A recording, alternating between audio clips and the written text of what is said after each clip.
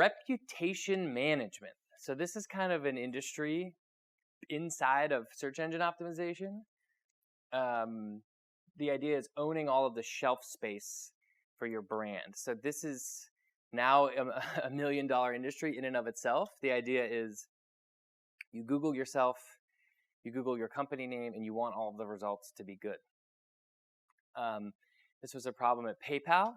When I first joined PayPal, the number 3 result for PayPal was paypalsucks.com. This is a problem at Airbnb from time to time with particular stories. This is a problem for people who get arrested, who get negative reviews. Sometimes these things are things that you want to clean up within your profile. And there's companies that are actually just doing this, like cleaning up C-level executives' reputation online.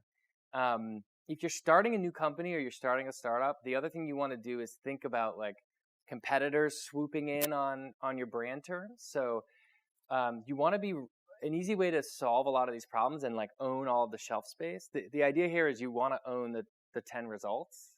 The vast majority of people don't go to page 2. So if you can own and control all those results, you can control your reputation a little bit more. So there's a number of third-party profiles where you can do this, right? You can go to Facebook and get facebook.com/company name, twitter.com/company name, youtube.com/company name. These are all very authoritative sites, especially if you've created a new word, like if your company name didn't exist previously.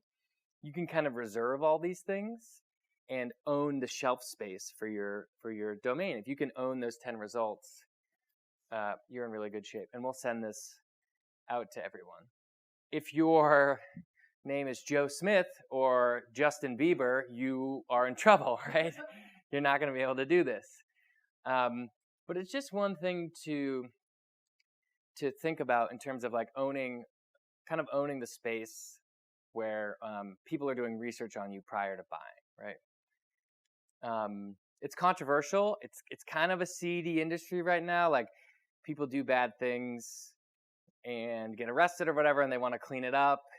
It feels a little dirty, but there's been some interesting revelations in it recently. So Google had an update, the mugshot update. This was fascinating. These really shady companies would take public arrest data, and they would take people's mugshots, and they would algorithmically optimize these pages for people's names. So when you get arrested, their pages within a couple days would be ranking within the top 3 or top 5 for the person's name, and would show their mugshot and how they got arrested. And then, of course, for $4.99, right, for $500 or $1,000, they could remove it, which is like an extortion business. It's horrible, right?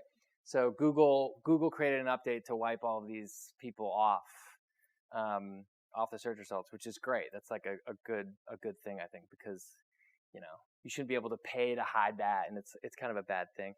There was also very controversial just recently.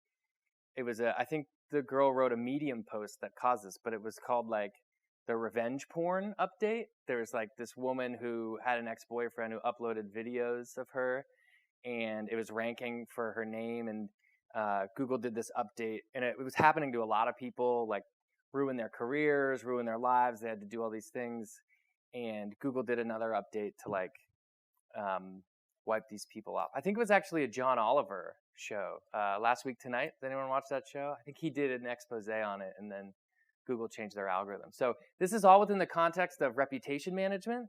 It's the idea of like owning the result set for your name, and even if you haven't done anything wrong, it's worth owning it so you can kind of control the messaging a little.